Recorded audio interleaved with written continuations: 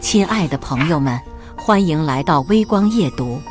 下午3点，妻子苏雅突然在他们公司工作群里，所有人，各位同事注意了，以后别让我老公方浩来公司找我，这人丢人现眼，影响咱们公司形象。随后艾特我打方浩，以后有事微信说，别来公司。可他不知道，3天前我就收购了他们公司，明天就要宣布新老板到任，更不知道他口中的真爱王磊，正是我派去试探他的棋子。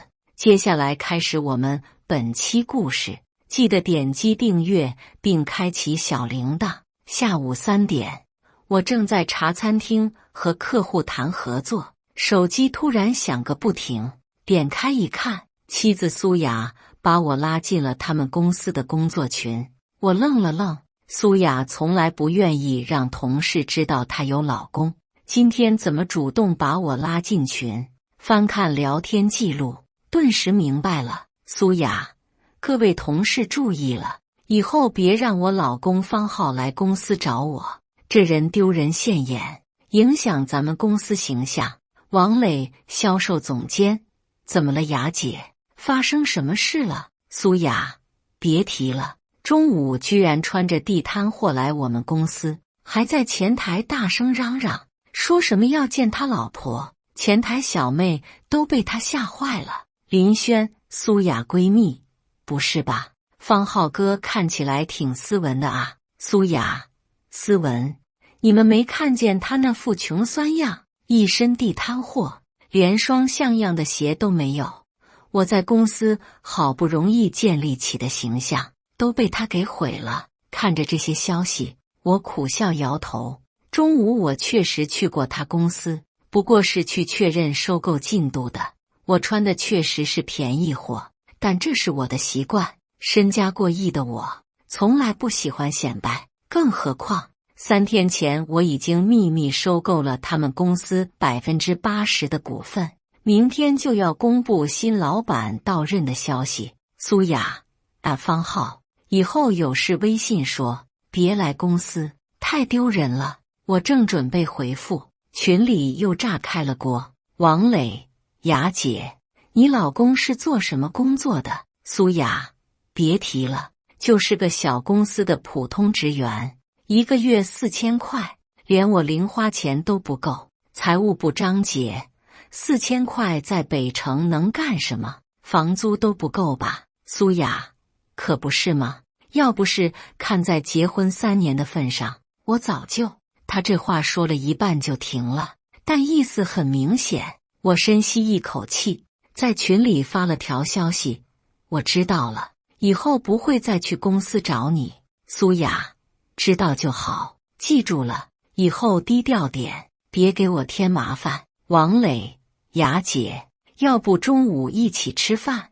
我知道个不错的西餐厅。苏雅，好啊，正好换换口味，总吃路边摊都腻了。看到这里，我心里五味杂陈。苏雅嫌弃的路边摊，其实是我精心挑选的小店，那些老板都认识我们，每次去都会额外加菜。但现在看来，他嫌弃的不只是饭菜，而是整个和我在一起的生活。我收起手机，对面前的客户笑了笑，不好意思，我们继续谈。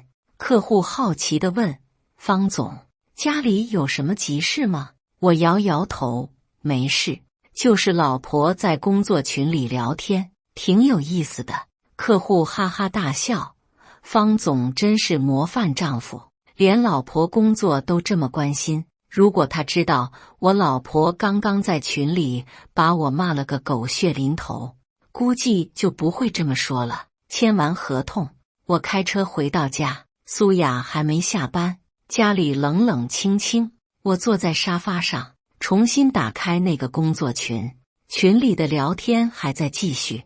王磊，雅姐，你平时在家不累吗？还要照顾老公？苏雅，累死了，每天下班还要买菜做饭，他就知道躺沙发上玩手机。林轩，男人都这样，我男朋友也是。苏雅，所以说啊，女人还是要找个有能力的男人，不然一辈子都是保姆命。王磊，雅姐说的对，女人应该被宠着，哪能让你这么辛苦？苏雅，磊哥，你真懂女人心。看着他们在群里眉来眼去，我心里明白了什么。3年婚姻，我以为苏雅至少还有些夫妻情分，没想到她早就变了心。我点开王磊的头像看了看，35岁，离过婚，在公司做销售总监。有意思的是，3天前我在收购资料上看过这个人的信息，他背着公司做私活，挪用公款，还和几个已婚女同事有不正当关系。按理说这种人早该被开除，但他业绩不错，老板一直睁一只眼闭一只眼。现在老板换成了我，情况可就不一样了。我拿起手机给我的助理打了个电话，小李，明天的董事会会议准备的怎么样了？方总，一切就绪，明天上午10点准时召开，所有中层以上管理人员都会参加。记得把新任董事长到任的消息同时通知全公司。另外，让人事部准备一份王磊的详细档案，我要看看。好的，方总，还有其他要求吗？我看了看手机里的工作群，笑了笑，没了。明天会很有意思的。挂断电话，我重新打开工作群，苏雅和王磊还在聊天，内容越来越暧昧。苏雅，磊哥，谢谢你今天的西餐，好久没吃过这么好的了。王磊，应该的，像雅姐这样的女人就应该享受最好的。苏雅，磊哥，你真会说话，难怪那么多女孩子喜欢你。王磊，我只关心雅姐喜不喜欢。看到这里，我终于确定了，我的妻子正在和她的上司搞暧昧，而且从聊天内容来看，这绝不是第一天。我关掉手机，走到窗前，看着外面的夜景。3年前，我和苏雅在朋友聚会上认识，那时候的她单纯善良，我们相爱结婚，我以为会幸福一辈子。为了不让她有压力，我隐瞒了自己的身份，过着普通人的生活。每个月我只花4000块当生活费，其他钱都存起来，想着将来给她更好的生活。没想到我的低调却成了她嫌弃我的理由，更没想到她会在背后这样羞辱我。既然她嫌弃这个4000块月薪的丈夫，那我就成全她。明天她就会知道自己到底嫁给了什么人，也会知道她口中的真爱王磊究竟是个什么货色。我重新拿起手机，给私人律师发了条消息，准备离婚协议，明天我可能用得上。第2天早上，我比平时早起了1个小时，苏雅还在睡觉。我轻手轻脚地洗漱完毕，换上了一套平时很少穿的正装。这套阿玛尼定制西装是我去年在意大利定做的，价格够普通人买辆车，但我很少穿，因为太显眼了。今天不一样，今天我要亮明身份。苏雅醒来的时候，我正在厨房做早餐。你今天怎么起这么早？她揉着眼睛走出卧室。公司有事，需要早点去。我头也不回地说，哦。她应了一声，然后注意到我的穿着。咦，你今天怎么穿得这么正式？这套衣服我怎么没见过？新买的，网上淘的，不贵。我随口撒了个谎。苏雅走过来看了看，皱起眉头。方浩，咱们家什么条件你不知道吗？还买这么贵的衣服，这一套得好几千吧？我心里冷笑，几千？这套衣服够他2年工资。公司要求形象很重要。我把煎蛋装盘，你的早餐做好了，记得吃。苏雅没有坐下吃早餐，而是拿起手机看消息。我看见她在回复王磊的微信，两人约好了中午一起吃饭，我先走了。我拿起车钥匙准备出门。等等，苏雅突然叫住我，方浩，昨天我在群里说的话，你别往心里去，我也是为了公司形象考虑。我停下脚步，转身看着他，我知道你说的对，我确实不适合去你们公司，你能理解就好。苏雅松了口气。对了，我今天可能回来的晚一点，公司有个项目要加班。加班？我看他是要和王磊约会吧。好，我知道了。我点点头。我也可能很晚才回来，今天比较忙。说完，我头也不回地走了。开车路上，我给助理打了电话。小李，所有准备工作都完成了吗？方总，一切就绪。王磊的档案也准备好了，确实问题很多，很好。还有，让人事部准备一份苏雅的档案，他是设计部的。小李愣了一下。方总，苏雅不是您夫人的名字吗？对，就是她。我淡淡的说，准备详细一点，包括她最近的工作表现、人际关系，特别是和王磊的关系。我明白了，方总。挂断电话，我看了一眼时间，上午9点半，再过半小时，苏雅就会知道她昨天在群里羞辱的人到底是谁了。我把车停在公司地下车库，乘电梯直达顶层。这栋36层的写字楼，从今天开始就是我的了。助理小黎已经在会议室等着了，桌上放着厚厚一叠资料。方总，这是王磊和苏雅的详细档案。我翻开王磊的档案，果然问题一大堆，挪用公款15万，和3个已婚女同事有不正当关系，其中一个就是财务部的张姐，私下接私活，利用公司资源为个人牟利，金额达到20万。他是怎么坐上销售总监这个位置的？我问道。靠关系。他是前任老板的外甥，小李解释道，而且他确实有能力，业绩一直不错。我冷笑一声，有能力？靠睡女同事拿订单也叫有能力？翻开苏雅的档案，我的心彻底凉了。档案显示，苏雅和王磊的关系确实不正常，两人经常一起出入高档餐厅、酒店。甚至有同事看见他们在公司楼梯间亲密接触。更让我震惊的是，苏雅最近的几个设计项目都是王磊帮他拿到的客户，而这些客户都是王磊用不正当手段搞定的。也就是说，我的妻子不仅出轨了，还参与了职场腐败。时间差不多了，我看了看手表，通知所有中层以上管理人员立即到会议室开会。好的，方总。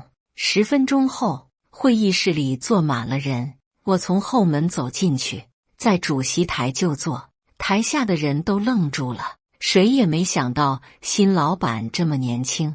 我看见苏雅坐在第3排，脸上的表情从困惑变成震惊，最后变成恐惧。王磊坐在他身边，同样一脸不敢置信。各位同事，大家好。我拿起话筒，声音在会议室里回荡。我是这家公司的新任董事长方浩。台下瞬间炸开了锅。不可能！苏雅猛地站起来。方浩，你在搞什么鬼？我看着他，笑了笑。苏雅同志，请注意会议纪律，现在是工作时间，我是你的老板。老板？苏雅的声音都颤抖了。你怎么可能是老板？你不是只有4000块工资吗？会议室里的人都看向苏雅，眼神复杂。昨天她在工作群里那番话，在场的人都看见了。谁能想到，她羞辱的穷丈夫，今天就成了所有人的老板？4000块工资？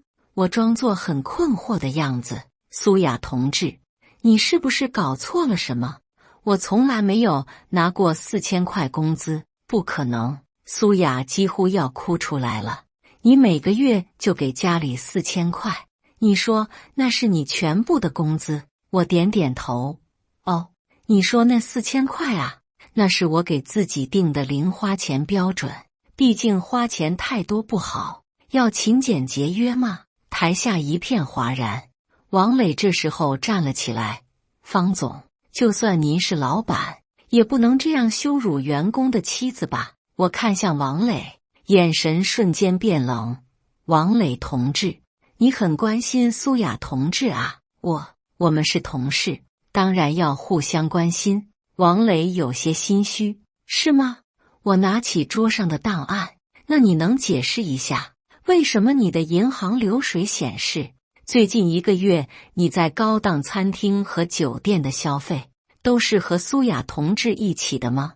王磊的脸瞬间变白，苏雅也愣住了，她没想到我会调查的这么详细。还有，王磊同志，你能解释一下挪用公款15万元的事情吗？会议室里安静的能听见针掉在地上的声音。王磊瘫坐在椅子上，豆大的汗珠从额头滚落。我站起身，走到台前。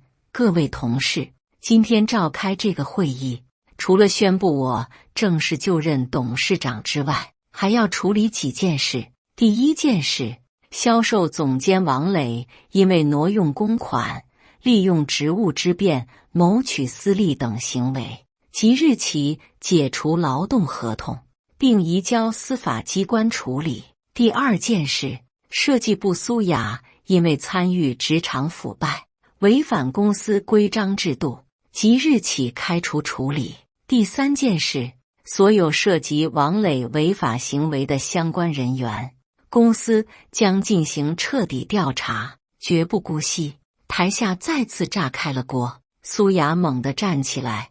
方浩，你不能这样对我，我是你老婆。我看着她，眼神平静如水。苏雅女士，现在是工作时间，我是董事长，你是员工，私人关系请在下班后再谈。你疯了！苏雅冲到台前，你到底想干什么？为什么要隐瞒身份？为什么要骗我？我没有回答他的问题，而是看向在场的所有人。会议到此结束，大家回去工作吧，人事部留下，有些事情需要处理。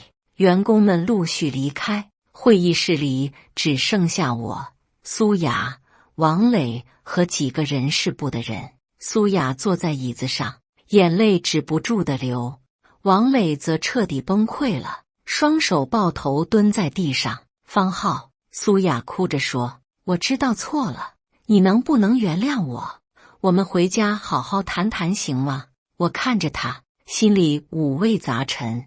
3年前那个单纯善良的女孩，什么时候变成了现在这个样子？苏雅，有些事情一旦发生，就再也回不去了。我轻声说道，就像昨天你在群里说的那些话，覆水难收。中午12点，公司里传开了消息，新任董事长是苏雅的老公，昨天在工作群里被羞辱的那个穷丈夫。销售总监王磊因为经济问题被开除，设计部苏雅因为违纪被辞退。消息传得比病毒还快，不到半小时，整栋楼的人都知道了。我坐在董事长办公室里，透过落地窗可以看到楼下的景色，36层的高度让我可以俯瞰半个城市，这种感觉很奇妙。昨天我还是那个被妻子嫌弃的穷丈夫，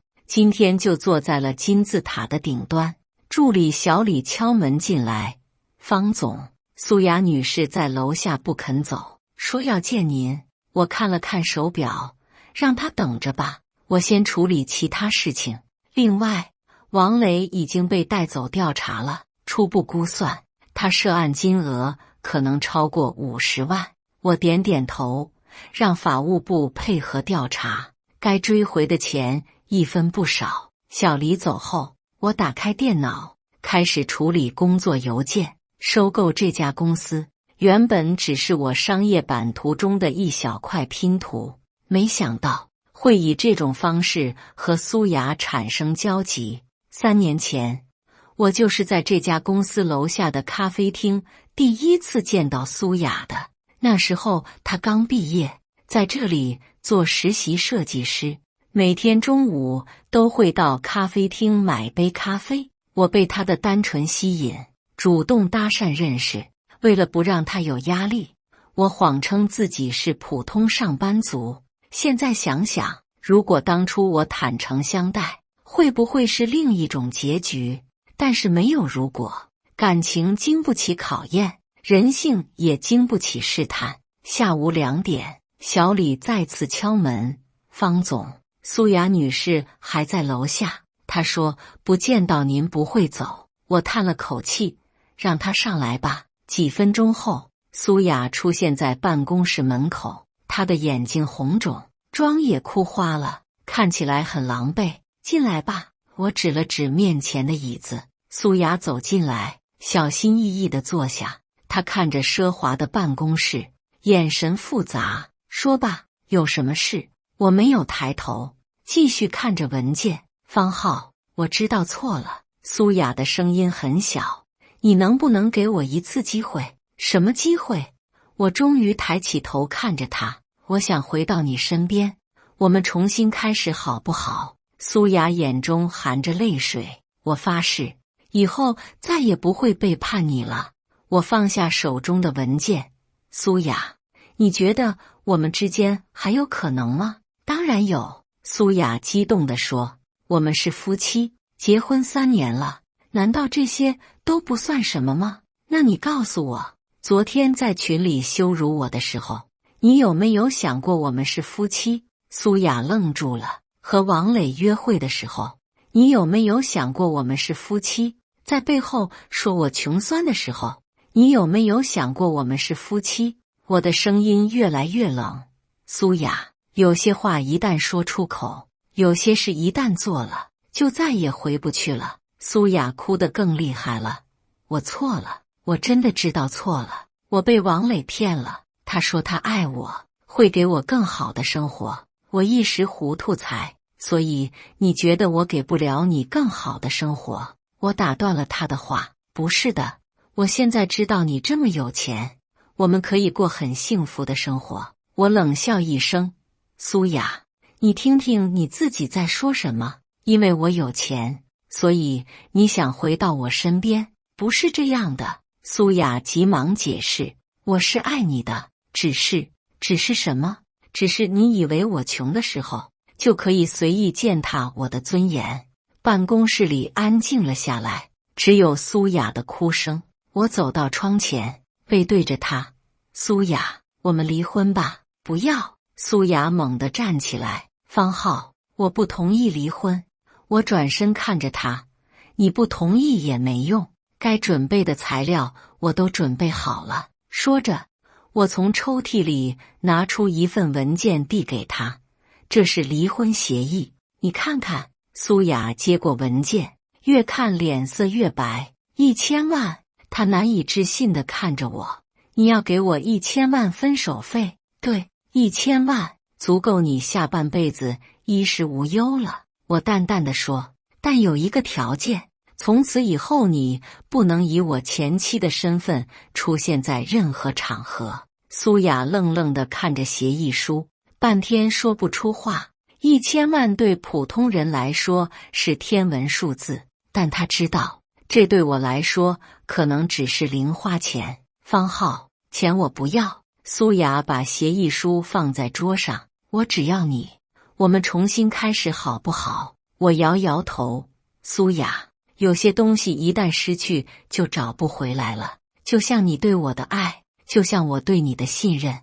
那你为什么要给我这么多钱？因为我们毕竟夫妻3年，我不想让你过得太惨。我坐回椅子上。再说，你被王磊利用了，也算是受害者。提到王磊，苏雅的脸更白了。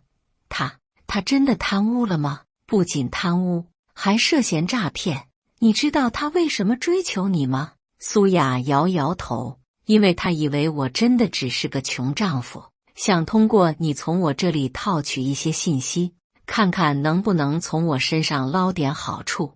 我看着苏雅震惊的表情，继续说道：他调查过我们的婚姻状况，知道你嫌弃我穷，所以他故意接近你，想让你当他的内应。不可能。苏雅瘫坐在椅子上，他说他爱我，爱你。我冷笑一声，你知道你是他第几个猎物吗？财务部的张姐，行政部的刘秘书，还有前台的小王，他都用过同样的套路。苏雅彻底崩溃了，趴在桌子上痛哭。我看着她，心里没有任何快感。曾经我深爱的女人，如今变成这个样子，我只感到悲哀。苏雅，签了协议吧，我轻声说道。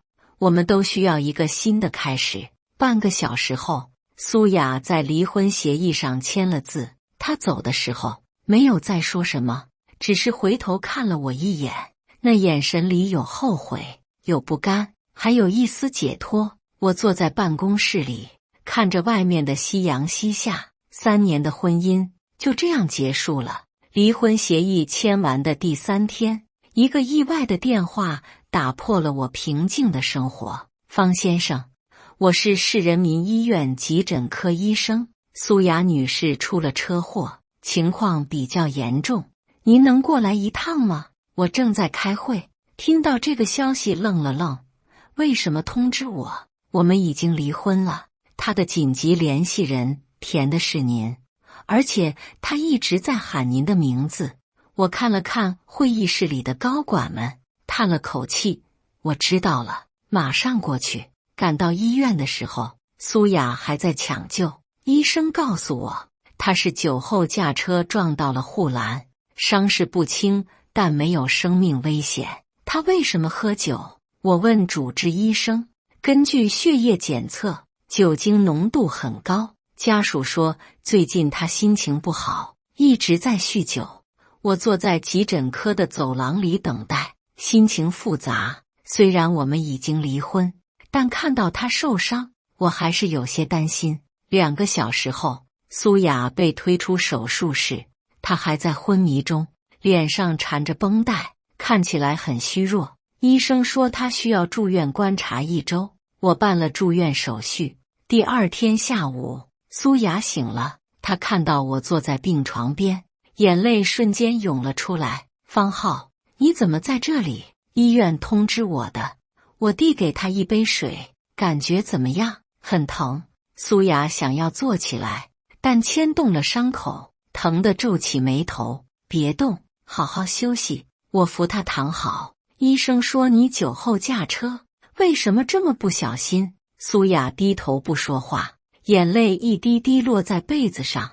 我叹了口气，有什么困难可以告诉我？虽然我们离婚了，但方浩，苏雅突然抬头看着我，你能不能告诉我，你到底是什么人？我愣了愣，什么意思？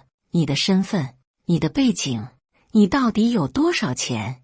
苏雅的眼神很复杂，我现在什么都不知道，感觉这3年都是在和一个陌生人生活。我想了想，决定告诉他实情。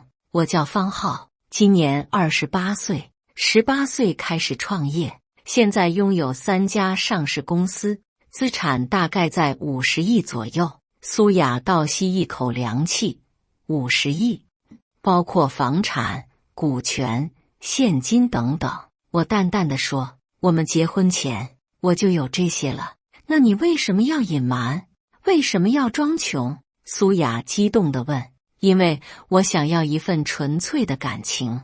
我看着窗外，我见过太多因为钱而接近我的女人，我想知道有没有人会因为我这个人而爱我。苏雅愣住了，结果你给了我答案。我转头看着她，当你认为我穷的时候，你毫不犹豫地背叛了我。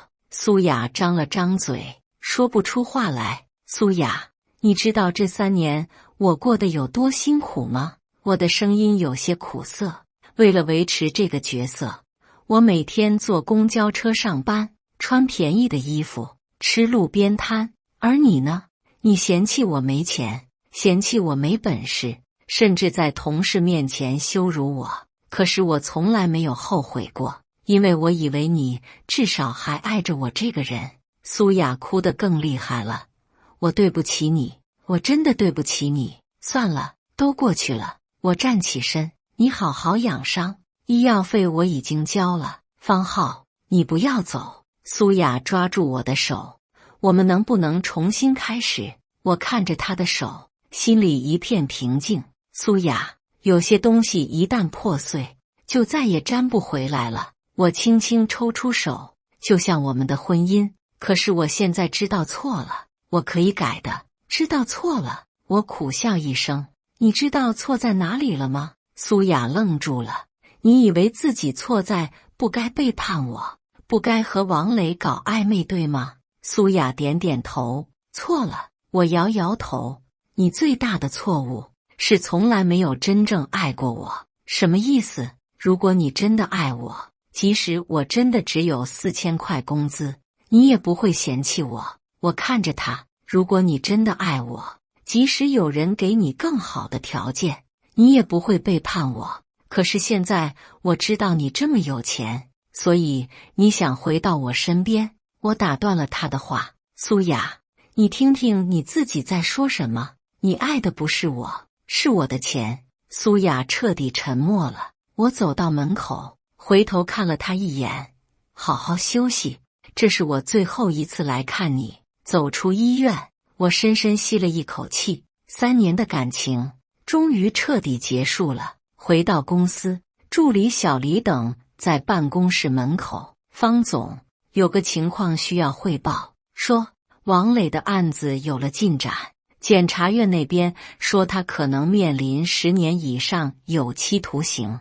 我点点头，该怎么判就怎么判，我们不干预司法程序。还有苏雅的那1000万，按协议执行，明天就打到他账户上。小李有些困惑，方总，他背叛了您，为什么还要给他这么多钱？我走到窗前，看着外面的车水马龙。小李，有时候最大的惩罚不是让一个人身无分文，而是让他知道自己失去了什么。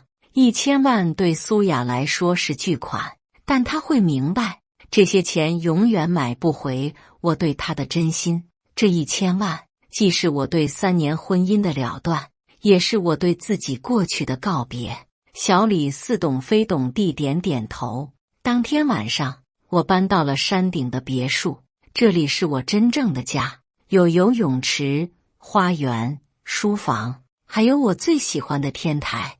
站在天台上，可以俯瞰整个城市的夜景。3年来，我第一次感到真正的轻松，不用再伪装，不用再委屈自己，也不用再为了维持一个虚假的身份而小心翼翼。我重新成为了那个真正的方浩。1个月后，我在朋友的聚会上遇到了林轩，她是苏雅的闺蜜，也是我们公司设计部的同事。方总，林轩看到我有些尴尬，没想到在这里遇到您，叫我方浩就行。我端着酒杯走过去。今天不谈工作。林轩点点头，但还是有些拘谨。苏雅怎么样了？我主动问道。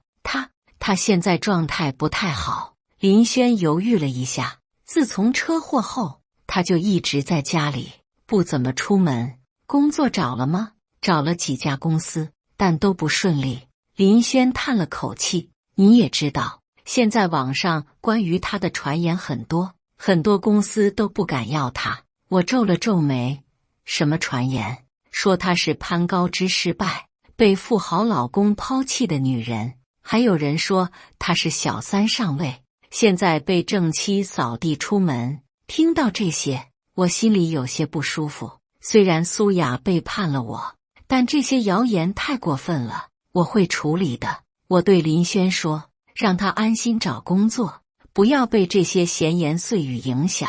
林轩有些意外，您还关心他？虽然我们离婚了，但我不希望他被网络暴力伤害。第2天，我让公关部澄清了网上的谣言，并发表声明说我们是和平分手。同时，我也私下联系了几家设计公司，推荐苏雅去面试，不是因为还爱她，而是因为我不想看到任何人被网络暴力摧毁。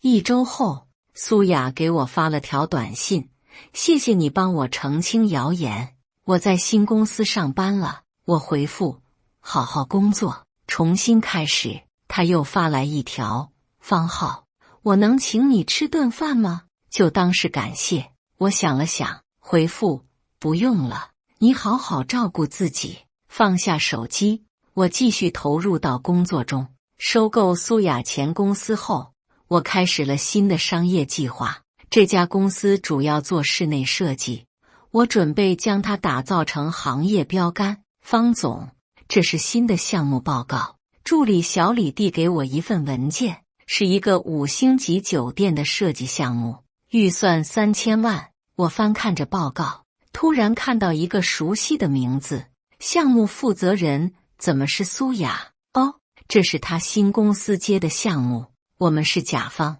小李解释道，按照正常流程，这个项目会由他来对接。我有些头疼，离婚1个多月，没想到又要和苏雅打交道，换个人负责不行吗？恐怕不太好，合同都签了，而且对方公司说这是他们最优秀的设计师。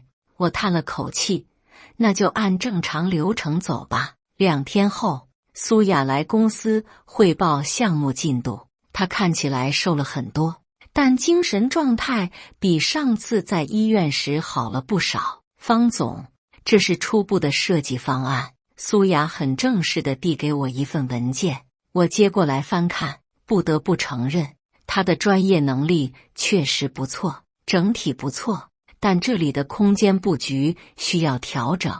我指着图纸上的一处，这个区域的采光不够。苏雅认真记录着我的意见，完全是工作状态。还有什么需要修改的吗？她问。暂时就这些，你回去调整一下，下周再来汇报。苏雅收拾好文件，准备离开，走到门口时突然停下。方浩，谢谢你帮我找到这份工作，这是你自己的能力，和我没关系。我头也不抬地说，我知道是你推荐的。苏雅的声音很轻，虽然我们离婚了，但你还是帮助我，我很感激。我终于抬起头看着他，苏雅，我帮你不是因为还有感情，而是因为我不希望你被谣言毁掉，仅此而已。苏雅点点头，我明白，我不会有任何非分之想，只是想说声谢谢。说完，他转身离开了。看着他的背影，我心里五味杂陈。这个女人曾经是我的妻子，现在却像陌生人一样客气。或许这样也好，至少我们都能重新开始。接下来的几周，苏雅会定期来汇报项目进度，每次她都很专业，只谈工作，从不提及私人话题。我也尽量保持距离，把她当成普通的合作伙伴。项目进展很顺利，苏雅的设计得到了甲方的一致认可。看着她认真工作的样子，我想起了3年前刚认识她时的情景。那时候的她也是这样，专注、认真，充满理想。或许这才是真正的苏雅。项目进入收尾阶段的时候，发生了一件意外的事。那天晚上，我在公司加班到很晚，准备下班时接到苏雅的电话：方浩，我在你们公司楼下，能见个面吗？有重要的事要告诉你。他的声音听起来很急，我有些疑惑，什么事不能电话里说，见面说比较好，很重要。我看了看时间，已经晚上10点了。好吧，我下来，走出电梯，我看到苏雅站在大厦门口，脸色很不好。什么事这么急？我走过去问。王磊今天出来了，苏雅直接说道。我愣了愣，出来？他不是被判刑了吗？保释出来的，他花钱找了最好的律师。苏雅的声音有些颤抖。今天下午他来找我了，找你做什么？他说要报复你，还要报复我。苏雅看着我，他说是我们害他坐牢的，他不会放过我们。我皱了皱眉。王磊的案子我了解，涉案金额巨大，按理说不可能这么快保释。他还说了什么？他知道我们离婚了，还知道你给了我1000万分手费。苏雅越说声音越小，他说要让我把钱分给他一半，不然就对我不客气。我瞬间明白了什么，他威胁你了。苏雅点点头，他说他在监狱里认识了很多人，有的是办法整治我，还说要在网上爆料，说我是被包养的小三。这个畜生！我咬了咬牙。你报警了吗？没用的，他没有直接威胁我，警察也拿他没办法。苏雅有些绝望，而且他说他有我们以前的聊天记录，还有一些照片。我心里一沉。什么照片？就是我们以前约会时拍的，角度有些暧昧，如果被发到网上，加上他的恶意解读，我明白了，王磊这是要用网络暴力毁掉苏雅。他现在在哪里？不知道。他给我留了个电话，让我考虑3天。苏雅看着我，方浩，我不知道该怎么办。我想了想，你先回去，这件事我来处理。你要怎么处理？总有办法的。我拍了拍他的肩膀，别怕，他翻不出什么浪花。送苏雅上了出租车，我立即给私人助理打电话，小张，帮我调查一个人，王磊刚从监狱保释出来，我要他所有的信息，包括住址、财务状况、社会关系，越详细越好。明白，方总。需要多长时间？明天上午之前。挂断电话，我又联系了几个朋友。王磊以为自己出来就能胡作非为，他太小看我了。第2天上午，我拿到了王磊的详细资料，果然他能保释出来是花了大价钱的，卖了房子，借了高利贷，才凑够了保释金。现在他身无分文，还欠了一屁股债。更重要的是，他的保释有很多限制条件，如果再次违法，会被立即收监。我拿起电话，拨通了王磊留给苏雅的号码。喂，哪位？王磊的声音传来。王磊，我是方浩。电话那头安静了几秒钟。方浩，呵呵，没想到你会主动联系我。王磊的声音变得阴冷。怎么？苏雅把我的话告诉你了，我警告你，不要再骚扰苏雅。我的声音很平静，不然后果自负。后果自负。王磊笑了。方浩，你以为你是谁？现在是法治社会，你能把我怎么样？是法治社会没错，所以我建议你遵纪守法。我看着手中的资料，你现在还在保释期间，如果再次违法，你知道会有什么后果？我没有违法，我只是找前女友聊聊天，威胁他人，敲诈勒索，这也叫聊天？我冷笑一声。王磊，我劝你别自作聪明，你吓唬谁呢？王磊的声音更加嚣张。我手里有苏雅的黑料，还有你们公司的内幕消息，只要我愿意，随时可以让你们身败名裂，是吗？那你试试。我毫不在意，不过在你行动之前，我有个消息要告诉你。什么消息？你欠高利贷的事，我已经知道了。我淡淡的说，500万，月息3分，你打算什么时候还？电话那头瞬间安静了。你调查我？王磊的声音有些慌张。调查算不上，只是了解一下情况。我继续说道，还有，你保释的条件我也很清楚，如果再次涉嫌犯罪，会被立即收监。你想干什么？我不想干什么，只是希望你明白自己的处境。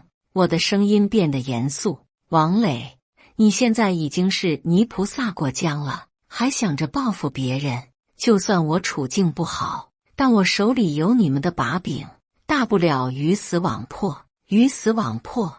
我笑了。王磊，你太高估自己了。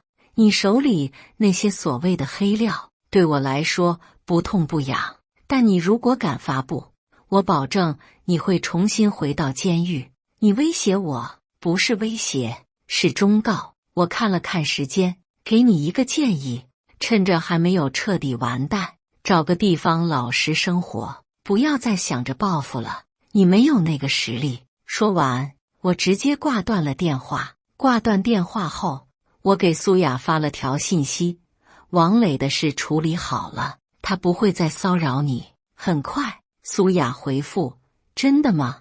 你跟他说了什么？没说什么，只是让他明白了现实。我回复道：专心工作吧，不要被这种人影响心情。但事情并没有像我预想的那样结束。3天后，网上突然出现了一篇长文，标题是揭秘某集团董事长的真面目。文章里详细描述了我隐瞒身份结婚，然后无情抛弃妻子的恶行，还配了几张苏雅的照片，以及一些聊天记录的截图。虽然没有直接提到我的名字，但了解情况的人一看就知道说的是我。小李急匆匆地跑进办公室：方总，网上有人黑您，要不要处理？我看了看那篇文章，摇摇头，不用理会，让它自然消散。但是影响很不好，已经有媒体开始关注了，那就更不能回应了。我放下手机，越解释越乱，时间会证明一切。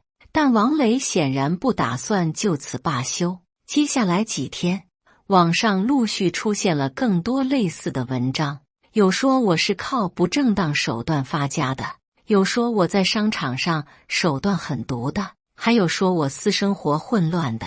公司的股价开始波动，一些合作伙伴也开始担心：方总，这样下去不行，公关部经理找到我，必须要回应了，不然影响会越来越大。我想了想，决定主动出击，联系几家主流媒体。我要举行记者招待会。什么时候？明天下午。第2天下午，记者招待会如期举行。会议室里坐满了各大媒体的记者，摄像机和闪光灯让整个房间亮如白昼。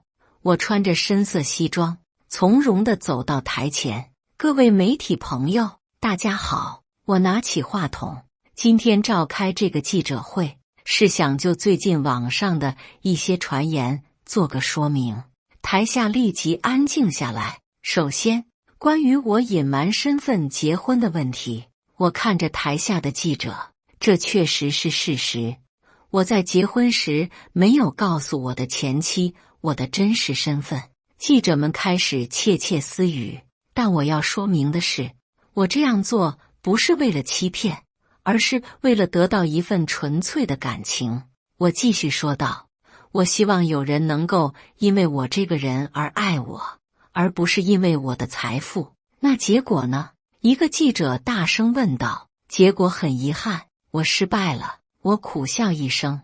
当我的前妻认为我贫穷时，她选择了背叛。这让我明白，有些人的爱是有条件的。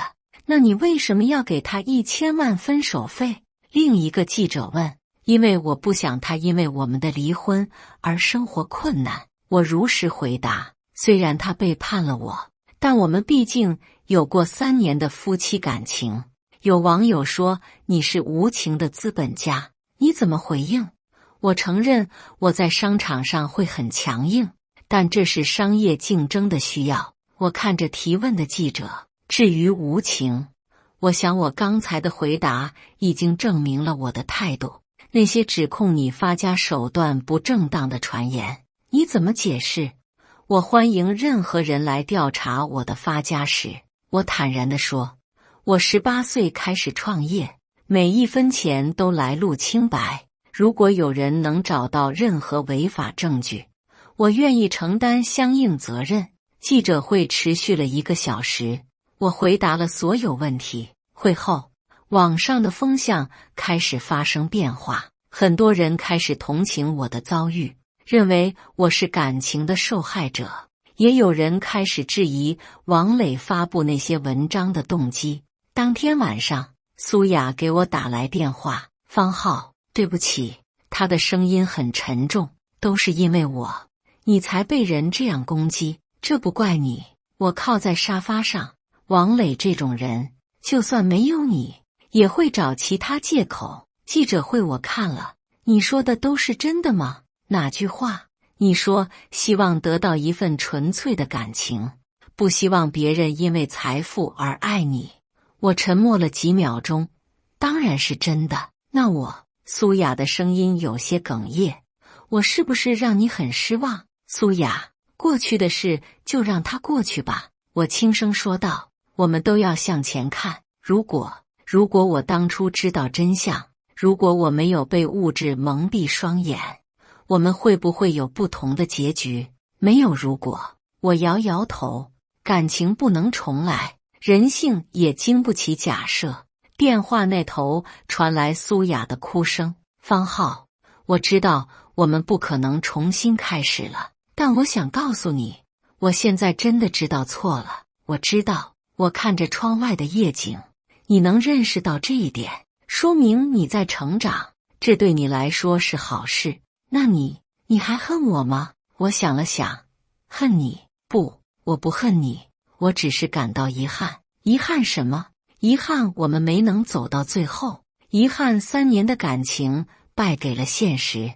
我的声音很平静，但我不后悔那3年，至少我们都曾经真心相爱过。苏雅在电话里哭得更厉害了。好了，别哭了，我劝道，好好工作，好好生活，这就是对过去最好的交代。挂断电话后，我突然感到一阵释然，有些话说出来后，心里的结就彻底解开了。王磊的报复并没有就此结束。记者会后的第3天，我的公司遭到了网络攻击，服务器瘫痪了2个小时，虽然很快恢复了，但还是造成了一定损失。技术部查到攻击来源是海外服务器，很明显是有预谋的。方总，这肯定是王磊干的。小李气愤地说，要不要报警？我摇摇头，证据不足，而且他也不会留下把柄。那就这样算了？当然不能算了。我看着窗外，但我们要用更聪明的方法。当天下午，我约了几个朋友在私人会所聚会，这些朋友都是各行各业的精英，有律师、记者、商人，还有一些在政府部门工作的。浩子，听说你最近遇到麻烦了？律师朋友老陈问道。一个小蚊子在嗡嗡叫而已。我端起酒杯，不过确实有点烦人，需要帮忙吗？做媒体的老张问道。我可以帮你查查那些黑稿的来源。先不用。我想了想，我想给他一个机会，看看他还想怎么闹。你太仁慈了，在政府部门工作的老李说道。这种人就该一巴掌拍死。急什么？好戏还在后头呢。我神秘地笑了笑。果然，1周后，王磊又有了新动作。这次他直接找到了几家我的竞争对手，试图向他们出售我公司的内部资料。当然，这些所谓的内部资料大部分都是他编造的，但还是有几家公司动了心。方总，有人在兜售我们的商业机密。助理小李会报道，虽然大部分是假的，但确实有几份是真的。我皱了皱眉，真的资料从哪里来的？应该是王磊以前工作时接触到的，虽然不是核心机密，但也属于商业秘密。这下王磊真的触碰到我的底线了。商业竞争可以，个人恩怨也可以，但泄露商业机密就是犯罪。联系律师，准备起诉。我下达指令，这次要让他知道什么叫后果。好的，方总。就在我准备对王磊采取法律行动的时候，发生了一件意外的事。那天晚上，我接到派出所的电话，说王磊出车祸了，什么情况？我问道。酒后驾车撞到路边护栏，人没事，但车报废了，现在在医院检查。我想了想，我知道了。第二天，我去医院看了王磊，他躺在病床上，看到我进来，很意外。方浩，你怎么来了？听说你出车祸了，来看看。我拉了把椅子坐下。伤得重吗？没什么大事，就是撞破了头。王磊警惕地看着我，你来干什么？王磊，我们谈谈吧。我看着他，你觉得这样闹下去有意思吗？什么意思？你网络攻击我的公司，兜售商业机密，这些都是犯罪行为。我平静地说，继续下去对你没有好处。王磊冷笑一声，你有证据吗？证据我当然有。我拿出手机。你以为海外服务器就查不到吗？你以为兜售机密就没人看见吗？王磊的脸色变了。不过我可以给你一个机会。我继续说道，停止所有针对我和苏雅的行为。我可以不追究你的法律责任。凭什么？王磊梗着脖子说，是你们害我坐牢的。我为什么要停手？因为你已经输了。我看着他，王磊，你觉得你还有什么资本和我斗？我不怕你，大不了鱼死网破。鱼死网破。我笑了。你拿什么和我死？你现在身无分文，还欠了一屁股债，你的保释期还没结束，随时可能重新入狱。你觉得你有资格和我鱼死网破？王磊愣住了。我今天来是给你最后一次机会。我站起身。如果你继续一意孤行，我保证你会后悔的。说完，我转身向门口走去。方浩，王磊在背后喊道，你以为你赢了吗？我停下脚步，回头看着他。王磊，我从来没有把你当成对手，在我眼里，你只是一个小丑而已。王磊最终还是没有听我的劝告。出院后的第二天，他又在网上发布了一篇长文，这次直接点名攻击我和我的公司。文章里不仅有诽谤内容，还公布了一些我公司的内部信息。这次我没有再忍让。小李，让法务部立即起诉王磊，罪名包括诽谤、泄露商业机密、网络攻击等。好的，方总。另外，联系那几家高利贷公司，告诉他们王磊的具体位置。明白。2天后，王磊被正式起诉。由于他还在保释期间，检察院直接申请了逮捕令。同时，那些高利贷公司也找到了他。面对法律诉讼和债务追讨的双重压力，王磊彻底崩溃了。他主动联系我，要求和解。方浩，我错了，我真的知道错了。电话里，王磊的声音充满绝望，求你放过我吧，现在知道错了。我冷笑一声，早干什么去了？我可以公开道歉，可以澄清之前的所有谣言。王磊急切地说，只要你撤诉，让那些高利贷公司别追我了。王磊，你以为这是菜市场买菜，可以讨价还价？我的声音很冷。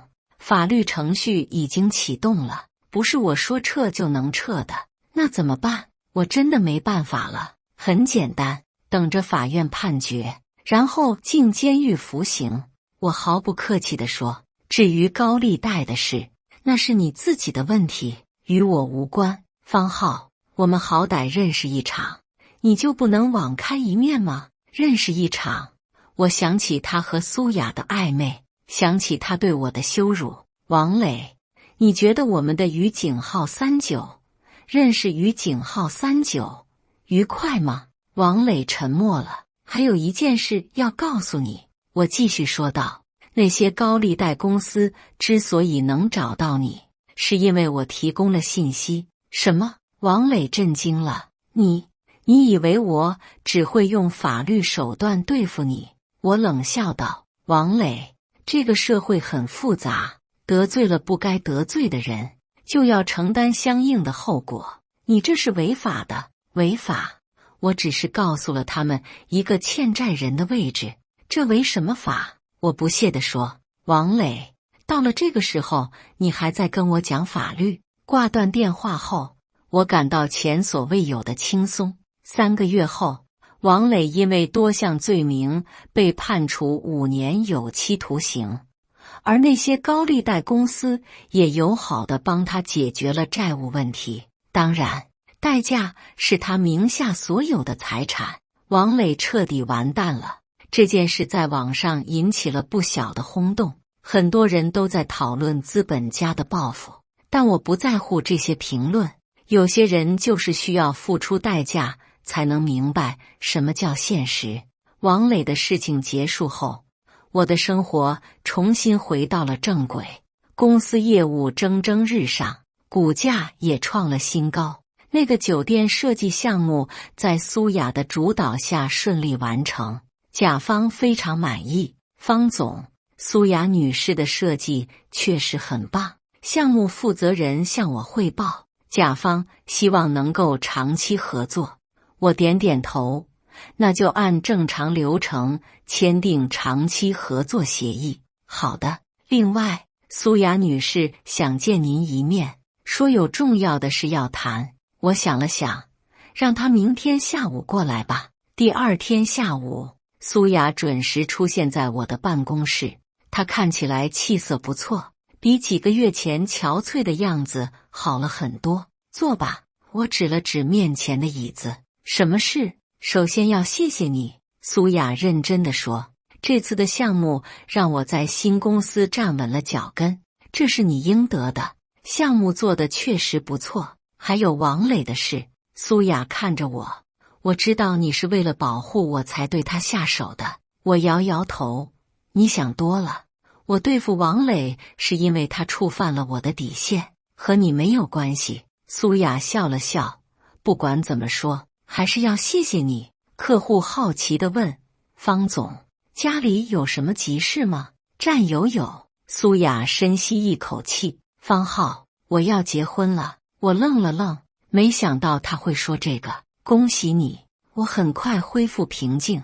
对方是什么人？我们公司的总监，比我大3岁，人很好。苏雅有些不自然，他知道我的过去，但他不介意。那很好，祝你幸福。我真诚地说道。谢谢。苏雅低头看着自己的手。其实我今天来是想跟你道个别。道别？我们这样见面，对谁都不好。苏雅抬起头看着我，我即将开始新的生活，不想再有任何牵扯。我理解她的想法，我明白，以后公司间的合作，我会让其他人对接。谢谢你的理解。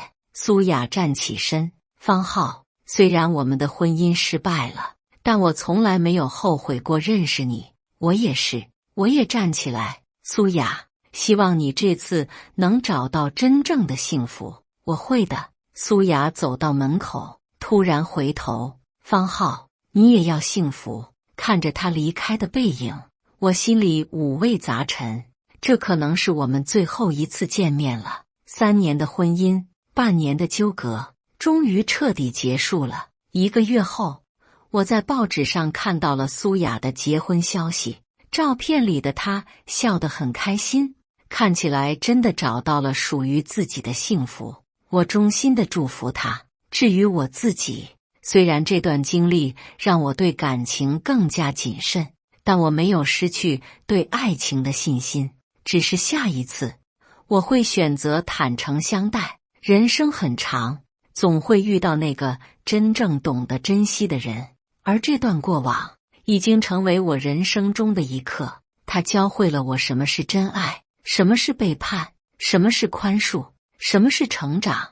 有些人注定只是生命中的过客，但他们留下的痕迹会让我们变得更加成熟。站在办公室的落地窗前，看着这座繁华的城市，我知道新的篇章即将开始。感谢大家的观看。本期故事精彩吗？欢迎大家在下方评论区吐槽。如果你喜欢这类故事，记得点击订阅微光夜读，并分享给更多的人，这会对我帮助很大。再次感谢大家的观看。